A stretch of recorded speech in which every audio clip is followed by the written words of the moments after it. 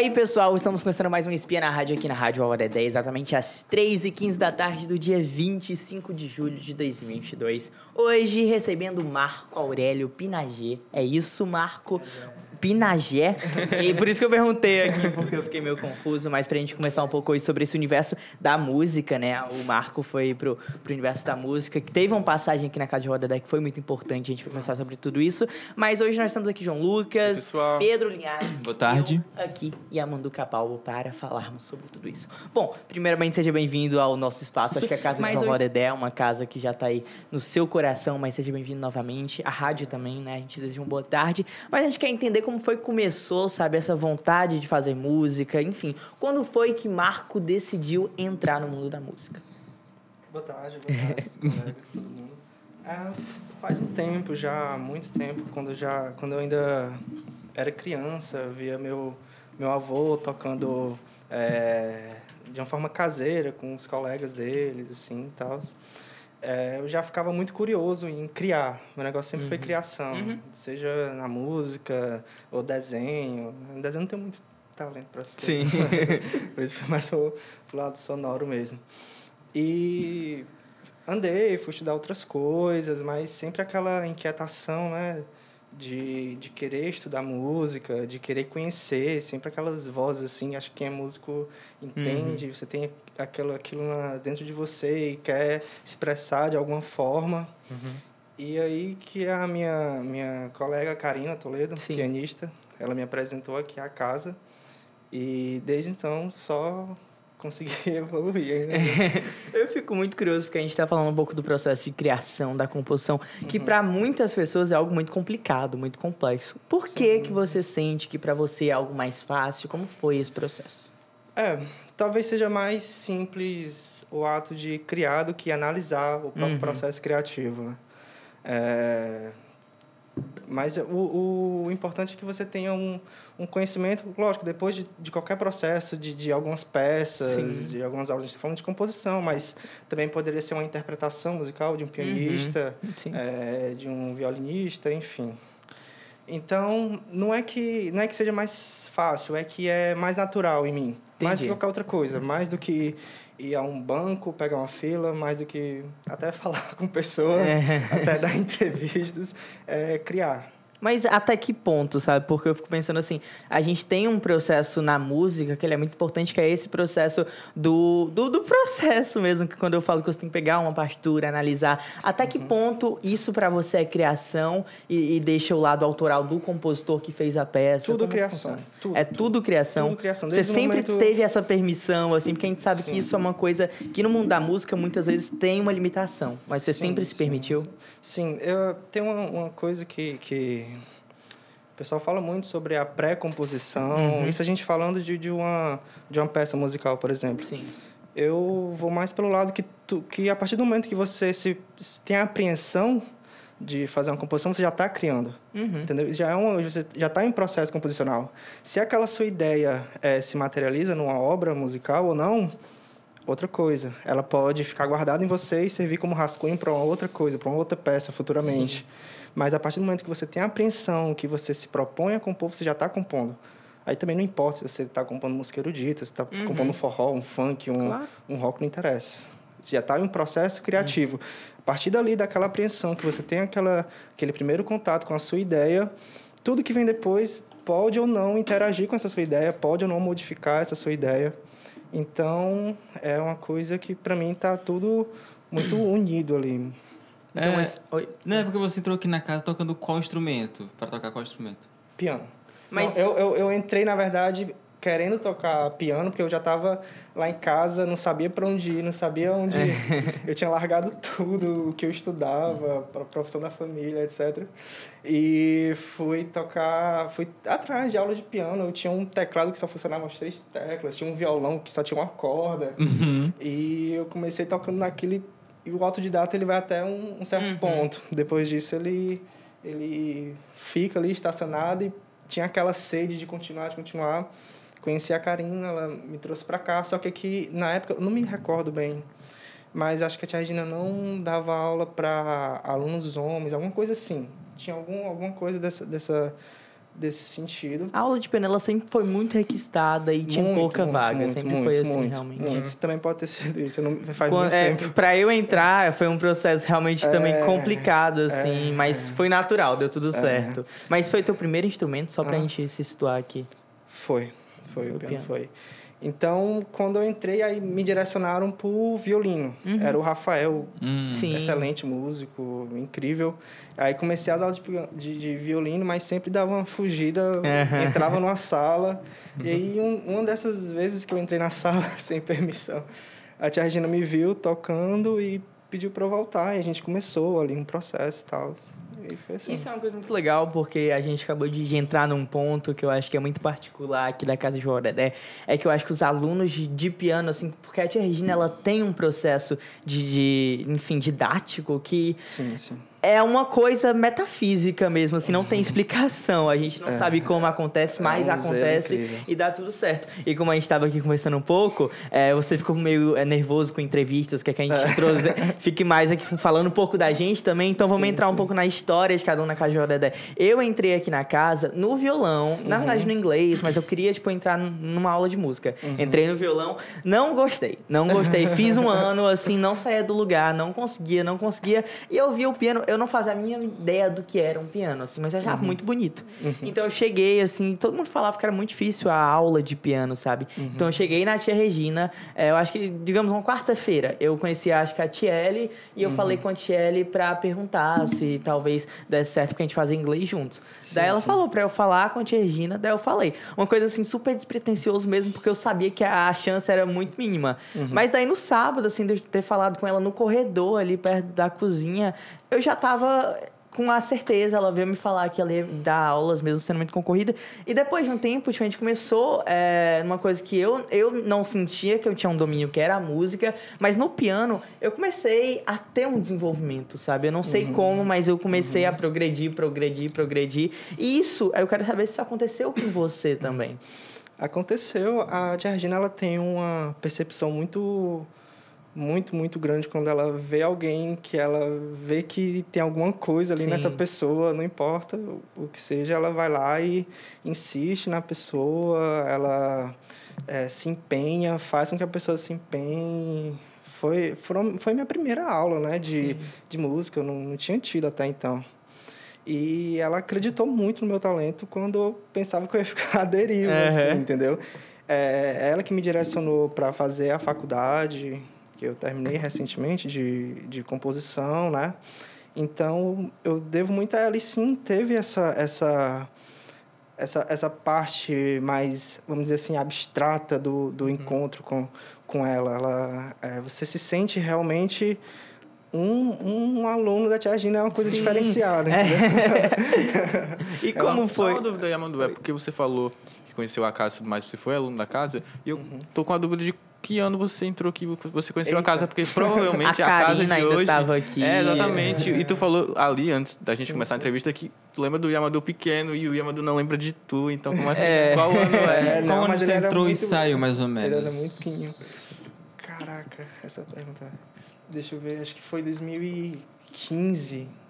2015 eu entrei aqui, aí comecei, tive aulas, e eu só lembro que em 2016 eu já estava fazendo as provas para a faculdade. Sim. Caraca. Já estava fazendo as provas para entrar na universidade, e quando entrei na universidade, eu já saí daqui, fiquei tendo aula só lá. E esse processo de entrada na universidade também teve alguma participação aqui da Casa de João Dedé? Teve. Como eu disse, foi a tia Regina que me incentivou, né? Eu, até o momento, não era muito disciplinado até hoje não sou para muitas coisas, mas para essa parte de ir atrás do estudo, mas ela insistiu que eu fosse, insistiu no bom sentido de incentivar, por aqui esse caminho é melhor, todo mundo precisa de alguém assim, né? Então, nesse sentido, teve um apoio muito legal.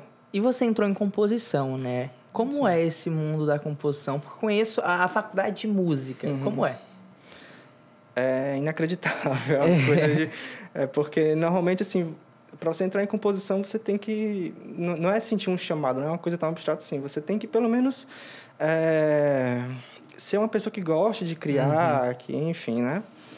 E quando você entra na faculdade, você lidar com assuntos assim incríveis, que você nem imagina que possa ter existido algum dia. Porque a gente ainda, em geral, quando a gente entra numa escola de música ou tem aula, a gente tem aquela base, né? Da música barroca, da música clássica, Sim. da música romântica. Então, a partir do momento que a gente vai crescendo nos estudos, que a gente vai se aprofundando, então a gente já começa a entrar na música do século XX, música contemporânea, música eletroacústica e a música atual, a música do século XXI, né?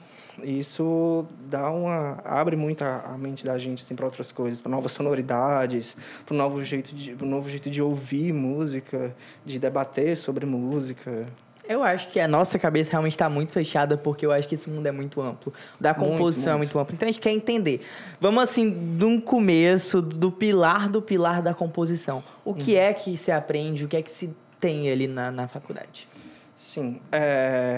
Pelo menos na universidade que eu estudava, que é a UES, você já entra fazendo um teste de aptidão, então você já tem que saber de alguma coisa. Com certeza. Na composição não é diferente. Se no instrumento você já tem que entrar tocando Chopin ou Bach, etc. Tu riu? Acho que... Não, é porque eu sempre achei muito louco esse negócio da faculdade não ser o local, assim, enfim, de aprendizado, sabe? Você já tem que entrar tocando, é uma coisa que... É porque talvez o pensamento seja de que você completou seus estudos ali criança, mais jovem, e você vai entrar numa nova etapa onde realmente em 4 anos não dá para ver tudo. Sim. Entendeu? 4 anos. Então você já realmente tem que chegar com pelo menos alguma parte do caminho andado, entendeu? Eu acho que vendo por essa perspectiva dá para aceitar um pouco mais. Sim, o processo da música é bem longo, esticado. Muito complexo em alguns casos.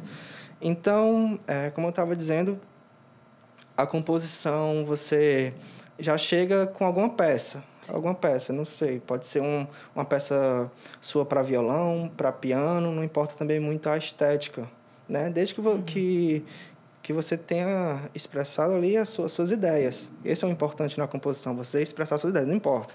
Você vai compor algum samba, algum choro, o que é que você quis fazer? Você botou no papel o que você se propôs, sabe, tudo que você teve de ideias, então tudo bem, funcionou. Não tem... lá, principalmente, não tem mais esse conceito assim, de belo e feio. Tipo, isso aqui é bonito, isso aqui é feio, esse choro é bonito, esse choro é feio, essa nota é bonita, é feia. Não. É uma coisa mais pro lado de funciona, não funciona? É isso que você quis fazer? Então legal. Continue, vai estudando, vai se aprofundando. Entendeu? E qual é o seu estilo, assim, dentro da composição? Uma pergunta... como eu ainda estou em formação constante, né? Mas eu gosto de ser aberto a qualquer estilo. Eu não gosto de me fechar em uma coisa. Tem um estilo que eu trabalho mais, que é a música contemporânea, música eletroacústica, música do século XX e XXI. Mas isso não me impede de compor uma sonata pequena para me divertir, ou então para algum trabalho extra, alguma coisa desse tipo. Não me impede de compor uma música para uma banda de rock, se eles quiserem. Sim. Entendeu? Enfim. E como é lidar agora com essa música contemporânea? Como que funciona? Quais são as vertentes?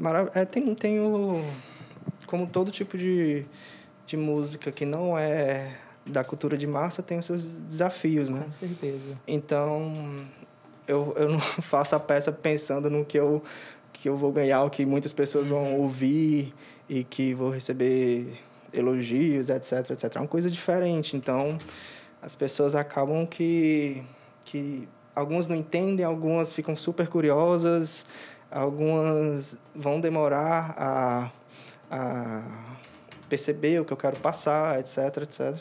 Então, lidar com a música da segunda metade do século XX e agora do século XXI é uma coisa bem desafiadora.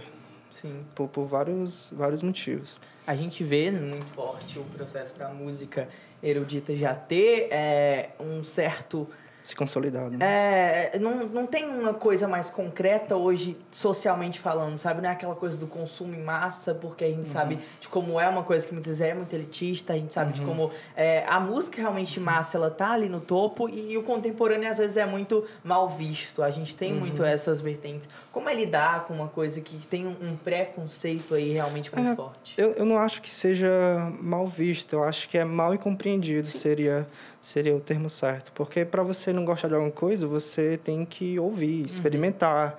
E não só uma vez, você tem que vivenciar por um tempo. Aí você percebe, tira alguma conclusão sua, e para você fala, não é por aqui que eu quero. Eu quero continuar escutando Beethoven, eu quero continuar escutando Bach, eu quero continuar escutando Palestrina. Estou só indo para trás.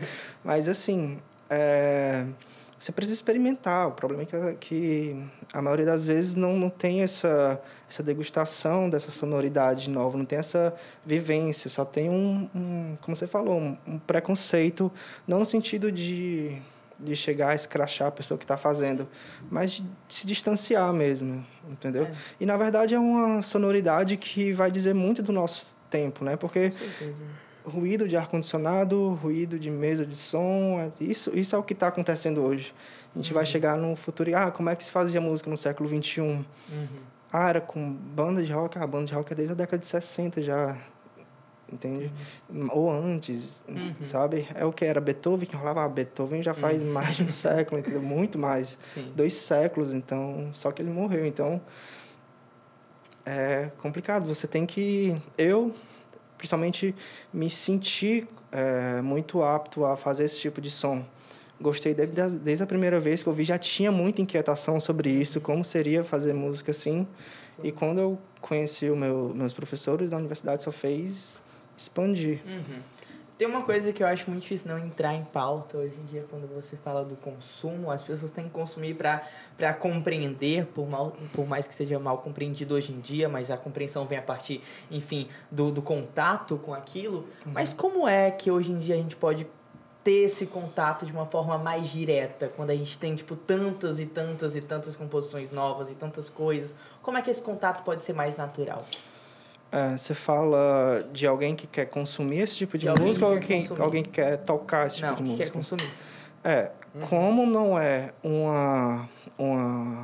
um tipo de som em massa, então é difícil de chegar. Pois é. Você tem meio que, ou nos meios, nos âmbitos acadêmicos, ou ali naquela margem.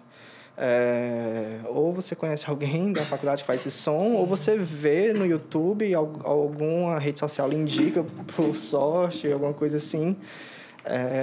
Eu, por exemplo, não me exponho muito. O que acontece é que não tem uma atmosfera desse tipo de música, então não tem como a gente levar para tantas pessoas, assim.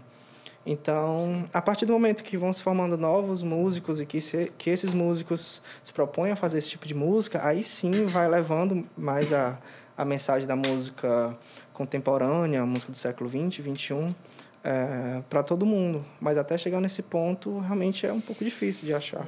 Essa atmosfera, ela pode surgir? Pode, com certeza. Como surgiu aqui a atmosfera da música erudita, do período clássico, do período romântico, como surgiu o forró, como surgiu o axé, como chega todos os tipos de sons que a gente escuta hoje em dia. Sim. Então, realmente basta que as pessoas se proponham a fazer, se proponham a ouvir, que tenham o mesmo espaço, entendeu? Por que o tipo de música que eu faço não tem o mesmo espaço que o tipo de música que você gosta de ouvir, entendeu? Por que disso? Não consigo entender. Não tem explicação, então não tem uma resposta. Para mim não, porque o campo artístico é um campo que deveria ser aberto a todas as possibilidades.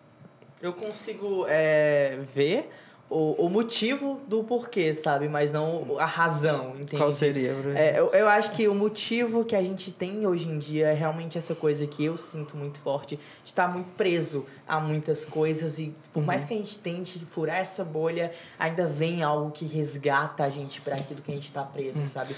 Eu sinto isso muito forte porque eu sou uma pessoa que quero muito consumir muitos tipos de música e muita coisa, porque eu me identifico com isso. Eu acho que supre uma coisa, um vazio, uma coisa que eu necessito naquele momento ou em todos os momentos. Mas eu tenho uma dificuldade muito grande de sair dessa coisa. Não é nem de sair, é de continuar, sabe? Eu consigo furar, mas sempre me puxam. É porque, de certa forma, eu acho que todos vocês aqui, assim como eu também me pego, às vezes, escutando bar, às vezes, escutando... moço, não é errado, tá tudo bem, de verdade. Agora, o problema é que virou uma coisa muito cultural, de uma forma que não... Parece não se aceitar que você ultrapasse isso, entendeu? Então, pensar numa música feita só de ruídos, e olha que a gente está falando de uma música, que tem como materiais ruídos e etc. Música eletroacústica já vem desde a década de 60, entendeu? Então, não é uma coisa nova, não estamos aqui inventando a roda, etc. Não, já é uma coisa, mas para você ver como não chega nas pessoas, entendeu? Mas quando eu falo dessa coisa da bolha, eu não entro nem no erudito, sabe? Eu acho que realmente é a coisa da massa. Eu acho que quando a gente está inserido num meio social, essa coisa da música de massa, ela pega muito, porque eu não consigo, tipo, não é uma coisa que eu gosto, assim, particularmente falando. Mas do é uma termo coisa... você tá falando? Oi? Do termo de cultura de massa? Enfim, também, mas de muitas músicas que estão inseridas nesse termo. Tem muitas que eu adoro, assim, tipo, consumo muito, mas tem coisas que eu não consigo e eu me sinto obrigado a consumir, entende? Tipo, é uma coisa que... Por isso que quando eu falo, tipo, da pessoa me trazendo de volta para a bolha. Porque eu sinto que quando eu vou numa festa e tá tocando aquilo e eu sou o único que não sei cantar, eu me sinto excluído. Quando eu vou num espaço que tá tocando uma música, e essa música tá, enfim, o tempo todo nas rádios, tá todo mundo ouvindo, que eu tenho a obrigação de saber também, e eu não sei, eu me sinto excluído. Então, essa é a dificuldade que eu vejo hoje, socialmente falando, de furar essa bolha e ir pro seu espaço agradável. Por isso que, às vezes, eu sinto uma confusão muito forte, e isso me angustia, porque eu quero estar nesse espaço confortável, mas eu não consigo furar essa bolha por ter uma pressão, assim, invisível em cima de mim, sabe? Sim, sim. Eu acho que, nesse caso, vale um exercício de realmente sentar e pesquisar outras sonoridades, saber o que acontece e formar dentro de ti uma não é uma coisa fixa, aliás, uma ideia de que você quer escutar outras coisas e você vai gostar de outras coisas que não estão na rádio, que não estão em boates, em casas de shows, enfim, que o seu amigo do violão não vai tocar, mas que você gosta, você se liberta de uma forma que você não se prende, você não se sente excluído só porque não está ouvindo. Eu não sei o que é que os lançamentos dos músicos de 2022 em geral, assim, nem os de 2021, enfim, eu não sei em geral o que está passando na rádio, entendeu? Mas não tem um problema em ouvir e também não tem um problema em ser excluído se não estiver ouvindo, entendeu? Eu acho que tem uma coisa muito... Eu tenho esse problema disso. Eu também. Isso eu acho que é uma coisa muito, talvez, de uma geração que tá muito acostumado com a comunidade, sabe? Eu acho que essa coisa é muito forte. Mas eu não sou tão mais velho do que você. Não, eu sei.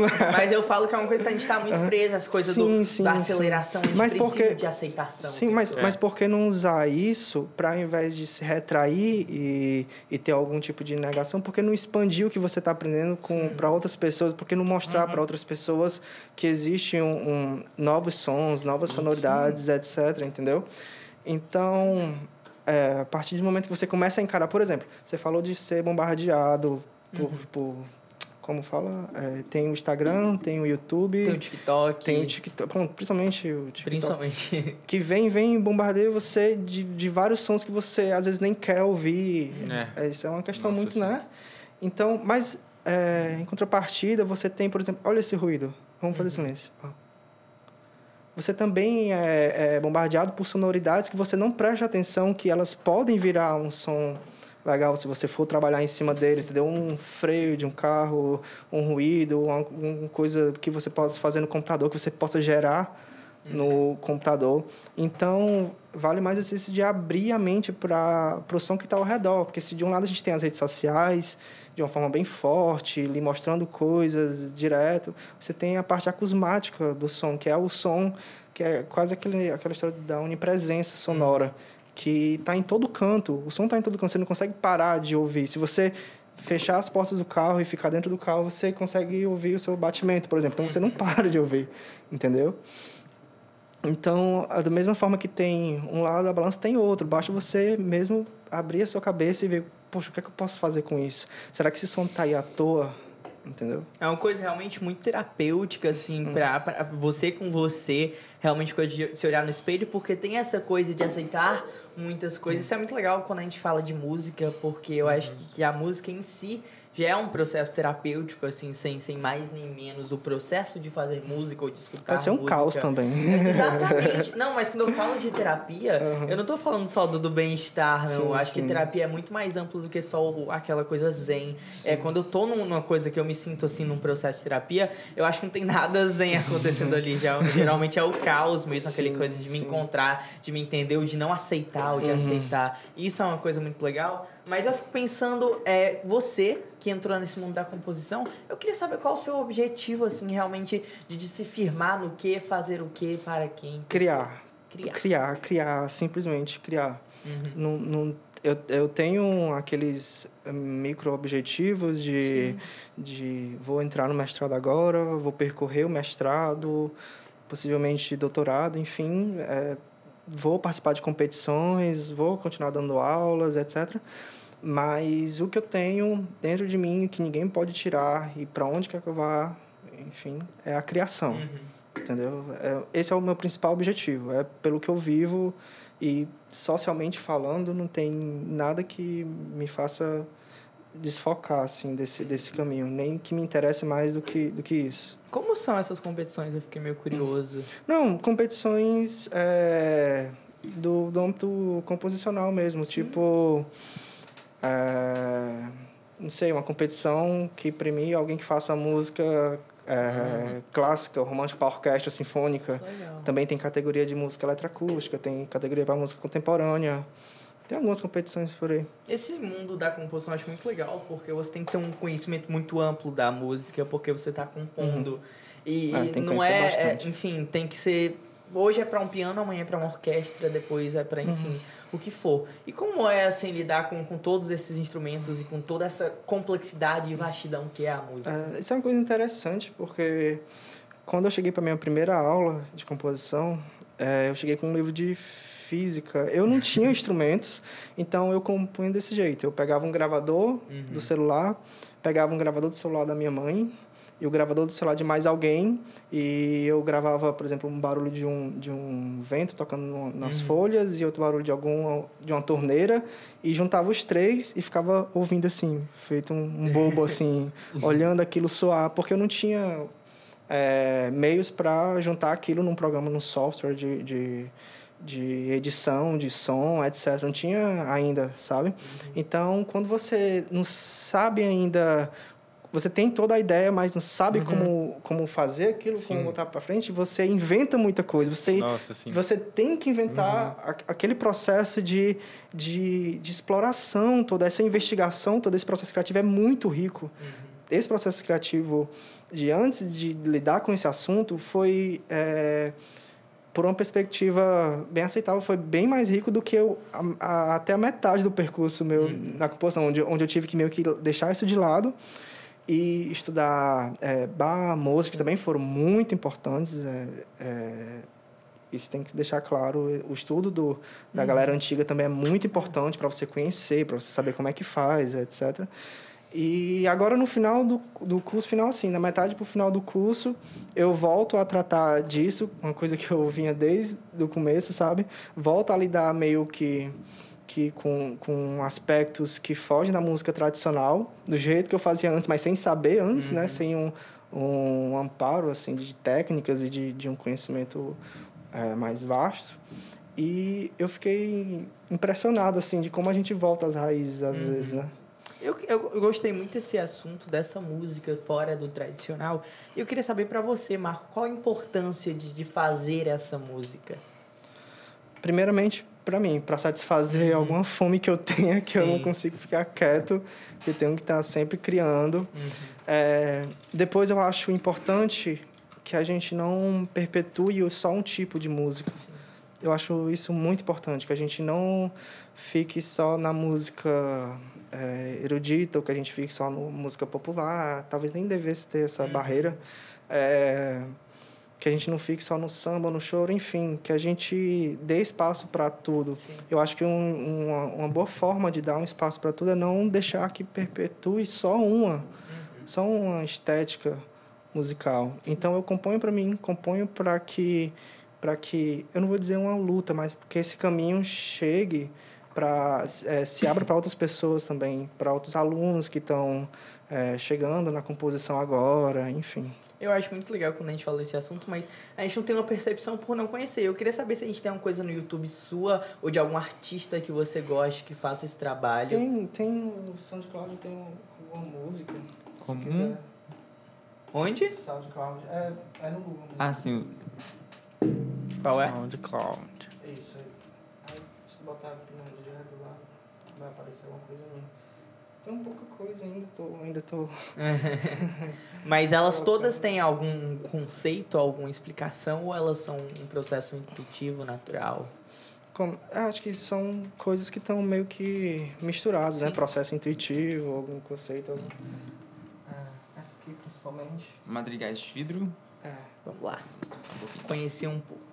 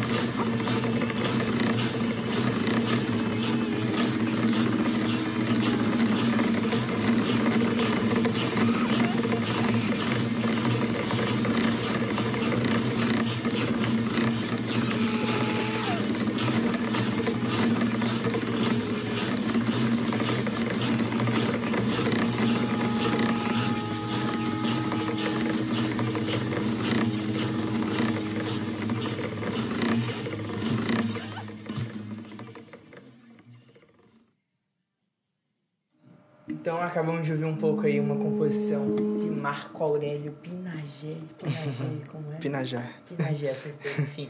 Mas como é esse processo? A gente estava pensando que era uma coisa muito intuitiva e ao mesmo tempo tinha um conceito. Sim, acho que seria legal vocês falarem assim, o que é que veio pra vocês. O Pedro tem bastante coisa pra falar. Vai, Pedro, tá falando um montão de coisa. Fazer diferente. Vocês falaram hoje. tanto aqui em off que... Vai, eu fiquei pensando nisso, a gente gastou pergunta. Vamos lá, Pedro. Não, é que eu achei muito interessante, porque tem coisa que, por exemplo, ele tocou, acho que era com o braço do violão, eu precisava de um cavalo, sabe? Mas você falou que não... Como é que você faz pra ter essas ideias? Sim, como eu falei, primeiro tem uma apreensão de querer reproduzir o som das coisas, do mundo, enfim, as possibilidades, de uma outra forma, entendeu? Por exemplo, então eu ouço uma tempestade, mas de repente eu não preciso que aconteça uma tempestade para obter o som dela. No começo tem uma tempestade e logo depois a impressão é que a tempestade continua, mas não é. É um toco de madeira que eu pego e fico passando no asfalto, entendeu? E boto o gravador bem perto e dá essa impressão. Com um pouquinho de edição ali, fica uma tempestade. Tanto é que ninguém percebe que mudou de um som para outro. Continua o mesmo som. Isso é muito bacana. Uma das coisas que eu achei mais legal foi uma das suas falas, que falou que tudo pode ser música, a gente pode fazer som com tudo. Eu achei muito legal esse processo da máquina de lavar, enfim, dessas diversas coisas. Oi? Tu escutou a máquina de lavar que tu deu uma saidinha aqui no off? Escutei, mas eu queria muito saber, porque você falou um pouco agora sobre esse processo de fazer sons, reproduzir sons que não são exatamente aqueles sons, mas enfim, que nos remetem a eles. Isso é um processo muito legal quando a gente fala de filme, da sonoplastia, desses outros processos. A faculdade de composição, ela aborda esses temas, como é? Aborda.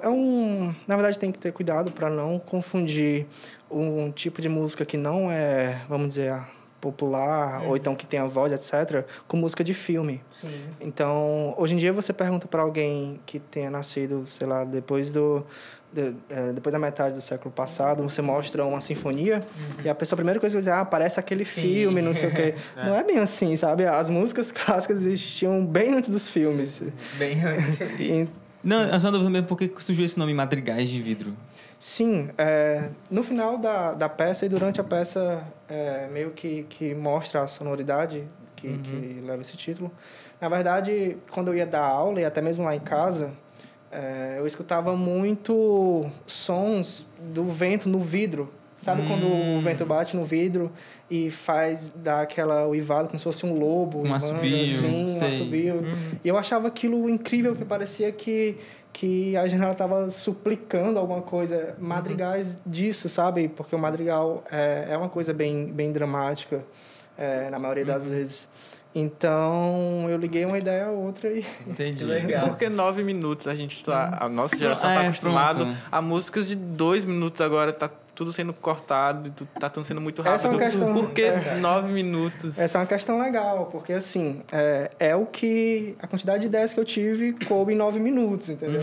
Você vai tendo ideias, vai compondo. Você vai só colocando. Se vai ser 9, se vai ser 15... Não tem um padrão, então, assim. Não tem um padrão. Agora, sim, tem uma coisa que eu não sei se é perigoso, eu não sei se vai continuar assim, que, por exemplo, na era de ouro do rádio, você já simplificava as sinfonias que duravam 30, 40 minutos, a de Mozart, 1 hora, de Beethoven, por exemplo, você simplificava para caber no rádio. Então, você passava só um movimento, etc. Você tem as bandas que surgiram, os músicos que surgiram naquela época, década de 40, 50... Eles tinham que fazer uma música ali, 4 minutos, para caber no rádio, entendeu? Você vai evoluindo, aí você tem um Instagram, por exemplo, que lhe dá 1 minuto para você colocar um vídeo. Não sei se mudou. Aí você vê um TikTok que lhe dá 15 segundos para você mostrar alguma coisa. Então, vai encurtando esse processo da escuta. Você não tem o tempo para pensar, avaliar. Você já escuta, 15 segundos passa. 15 segundos passa. 15 segundos, entendeu?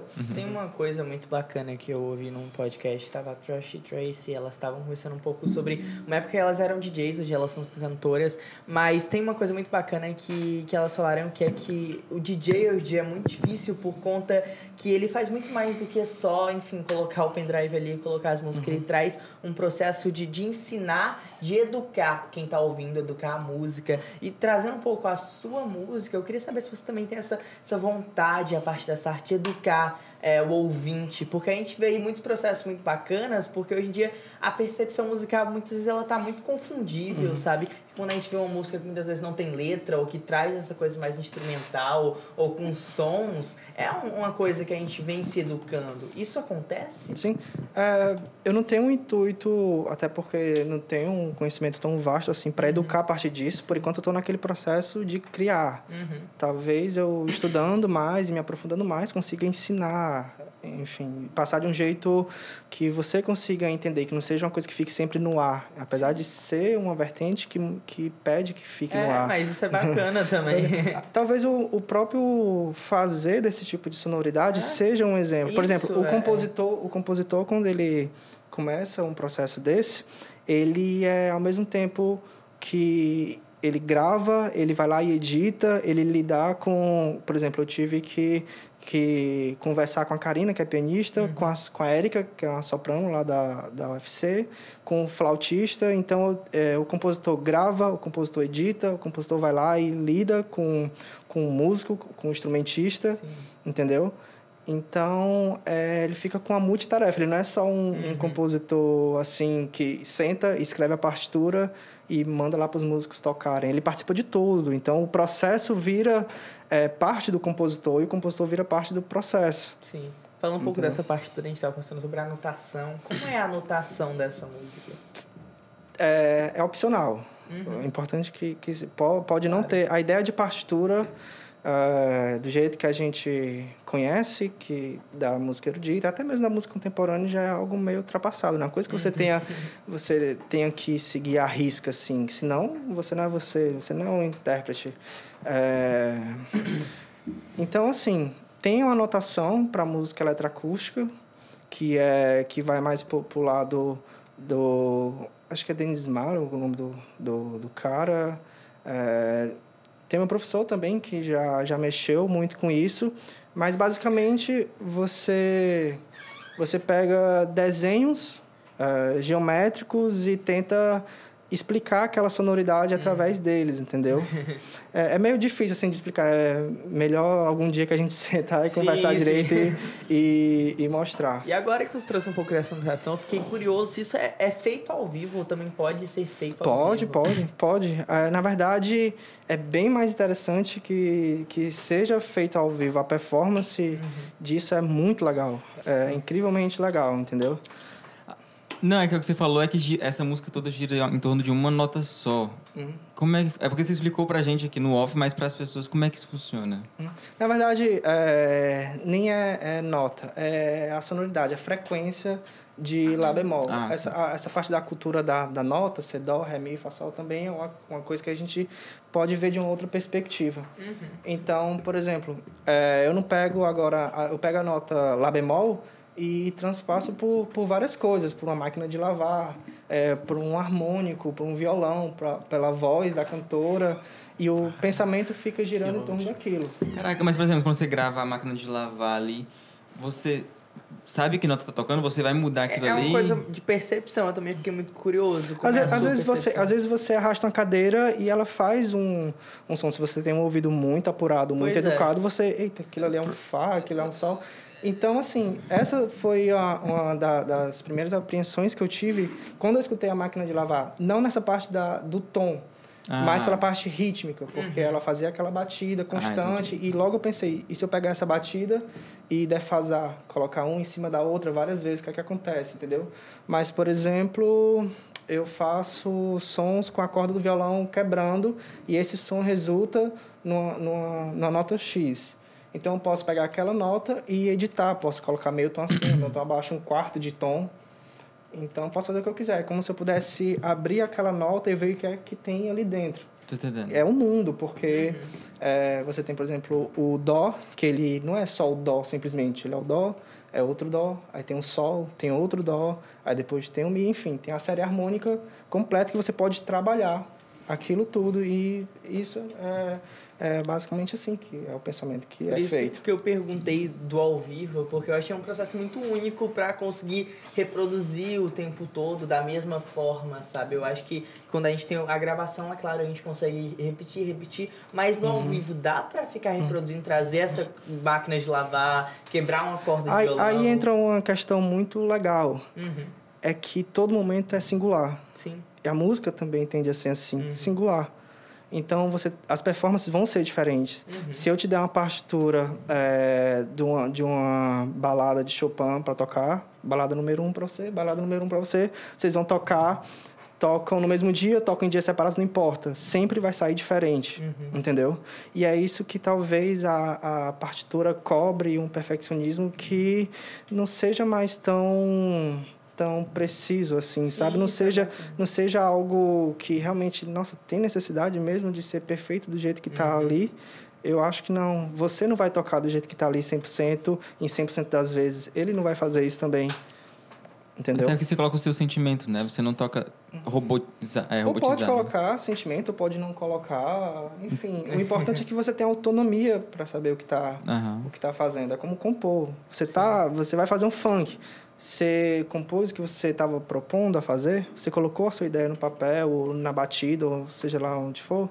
Eu acho isso muito interessante, eu fico muito curioso porque aqui a gente não tem espetáculos e enfim, quando vai começar, assim, de fato, As pessoas vão vendo esse tipo de entrevista e podem ficar curiosas e procurar. Mas você tem esse objetivo de trazer isso ao público, assim, você falou que estava mais estudando, como é? Sim, futuramente eu penso em fazer shows e juntar uma galera que queira fazer também. Todo mundo pode participar, tipo, a criança que está passando na frente na hora pode participar, quem está na plateia pode participar, vocês aqui. A gente podia fazer agora uma música desse tipo aqui, entendeu? É uma coisa realmente bem aberta. Basta que a gente conheça, que a gente entenda como é que funciona, enfim. Eu achei muito interessante, realmente eu fiquei com vontade, assim, de realmente fazer uma turnê, assim, pelo Brasil. É uma ideia que eu acho que vende-se muito bem, acho pelo conceito, enfim, de botar realmente a mão na massa. Eu acho que essa coisa da interação com o público, do público trazer essa coisa singular. Eu tô aqui nesse momento, eu vou ouvir isso agora, eu não vou ter como repetir. Nunca mais. É uma coisa muito bacana, sabe? Não tem como fazer uma fotografia do som nesse sentido. Não dá. Mas voltando um pouco à sua, enfim, vida acadêmica, agora você está entrando no mestrado, como é? Conta pra gente. Porque acabou de sair de uma graduação, é isso, e já vai entrar no mestrado em composição. Conta pra gente. Na verdade, eu ainda vou colar grau, acho que próxima semana. Próximo? Então tá saindo agora. Já apresentei tudo que tinha que apresentar, já fiz tudo que tinha que fazer. É só questão de formalizar mesmo. E nos dias que se seguem, eu já viajo lá para Paraíba para começar o mestrado.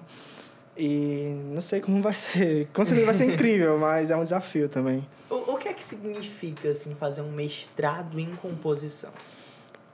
Para mim, significa que vai abrir muitas portas, com certeza, sejam no meio social, na parte prática da música, porque lá talvez eles tenham uma atmosfera um pouco mais voltada para isso, então eu vou poder trabalhar mais o que eu me proponho, trabalhar o que aqui fica só na minha imaginação, ou só nas minhas músicas isoladas, em plataformas isoladas.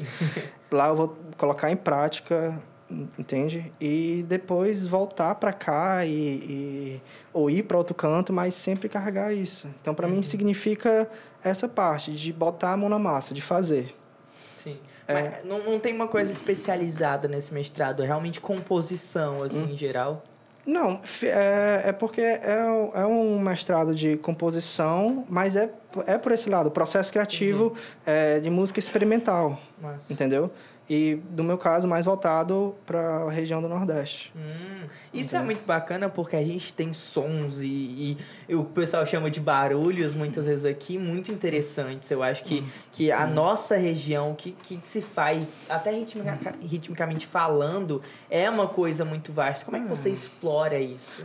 Na verdade, esse conceito, por exemplo, barulho, que pode ser barulho para alguém, pode não ser para mim, entendeu? Ao mesmo tempo que uma música que pode ser calma para você, não pode ser para mim, pode ser uma coisa que me lembre, enfim, sentimentos ruins ou não, enfim.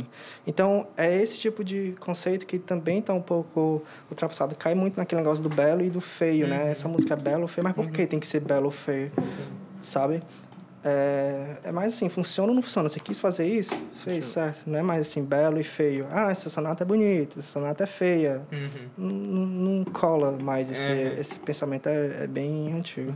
Eu quero saber se a gente pode escutar mais um pouco desse som. Tem um mais curtinho de 4 minutos, será que a gente pode escutar? Que eu gostei muito. Olha que o mouse falhou.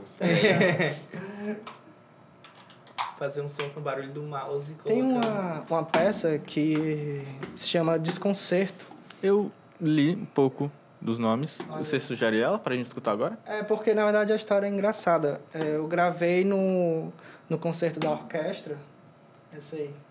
Eu gravei no concerto da orquestra, quando já estava se encerrando e uma criança gritou. Então, normalmente, quando alguém faz barulho na plateia, você já fica meio assim, não pode fazer barulho, não pode fazer isso, não pode fazer aquilo. E eu fico muito incomodado com isso. Por que não pode fazer barulho? Como assim? A pessoa... Então, eu gravei esse grito e fui transformando esse grito ao longo da composição. Então, por toda a composição, você tem o grito dessa criança, sendo que passa de tom para um outro tom. E... como ambiente, eu gravei o pessoal desmontando o palco. Então, tem correntes, tem um monte de coisa que eu vou sobrepondo, enfim. E vira uma composição. Massa, vamos escutar então. Peraí.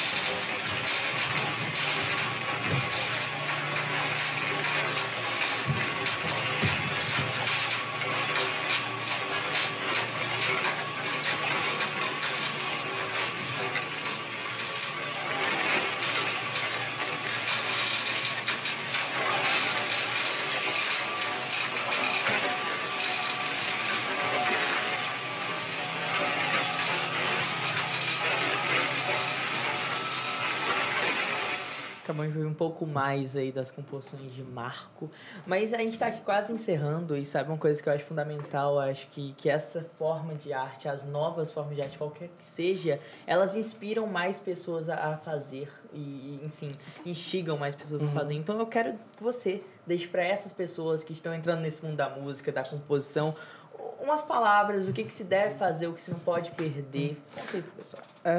Na verdade, eu prefiro que elas encontrem o caminho delas e que esse processo da busca, ele é tão enriquecedor quanto o resultado. Então, que elas entrem, que elas experimentem, só peço que não se prendam tanto em um tipo só porque é incrivelmente legal ou porque todo mundo faz. Não, que experimente de tudo, que ouça tudo. Que toque tudo e depois escolha. Me sinto melhor compondo esse tipo de coisa, me sinto melhor compondo esse outro tipo de coisa, me sinto melhor ouvindo isso. Enfim, é por aí. Que legal, a gente conversou aqui bastante, conseguiu entender. Eu acho muito legal essa parte da rádio, quando a gente aprende algo novo e, enfim, passa uma hora conversando sobre aquilo, eu acho muito interessante. Marco, eu fico muito feliz com a sua presença aqui hoje, eu acho que foi um dia muito grande, assim, para todo mundo. Eu acho que conhecimento é grandeza, então a gente fica aqui muito animado para conhecer mais e mais, acho que furar a bolha, assim, com vontade, e deixar ninguém trazer de volta. Necessário. Muito obrigado, sabe? Agradeço muito e espero que volte. Acho pelo que a casa de Vovó Dedé já é o seu espaço, a sua casa. Com certeza. Então a gente fica aqui muito feliz. Obrigado. Cara, eu não sei o que dizer, não, porque a gente tem noção que cada coisa faz um barulho, óbvio, mas assim, mostrar que isso faz uma música na prática é muito enriquecedor, como você falou agora há pouco, sabe? Abriu muito a nossa mente, creio que de quem está assistindo agora. Então, eu só tenho a agradecer, porque, sei lá, é muito estranho, mas é muito legal ao mesmo tempo. Eu também gostaria de agradecer. A gente já fez muitos programas desde que a gente começou a rádio, mas isso é uma coisa muito nova, esse som é uma coisa muito nova. Tipo, eu pensei muito no audiovisual e como a gente pode usar esse som para fazer, sei lá, curtas, filmes. Eu pensei logo em filmes, as pessoas que estavam aqui, o Emma do Pedro, pensaram em outras coisas. Eu já pensei nos curtas que eu já assisti, que são mais essa coisa do sonoro, sem a fala, mais a questão do ar, do toque, da pisada. Meu Deus, é uma coisa muito estranha. Então, é um som muito novo, é uma coisa muito legal. Isso em cima de uma nota, é um mundo todo. Imagina o que isso pode fazer com todas elas. É uma coisa muito legal. Eu espero, sei lá, quando eu me formar na minha faculdade de direção, de cinema, eu possa, sei lá, encontrar você no futuro e fazer um projeto com isso. Eu acho uma coisa muito legal, acho que pode dar super certo, tipo, de verdade. Sim, eu espero que você volte mais vezes aqui na casa pra gente fazer, sei lá, uma parte 2, quem sabe. Sim, a gente 2, falou. 3, tem muita coisa pra falar, então é isso, muito obrigado. Bom, eu que agradeço é isso, Marco. A gente vai encerrando aqui mais um Espia na Rádio, aqui na Rádio Vovó Dedé. Exatamente às 4h16 da tarde do dia 25 de julho de 2022. É isso, um beijão e até a próxima. Até.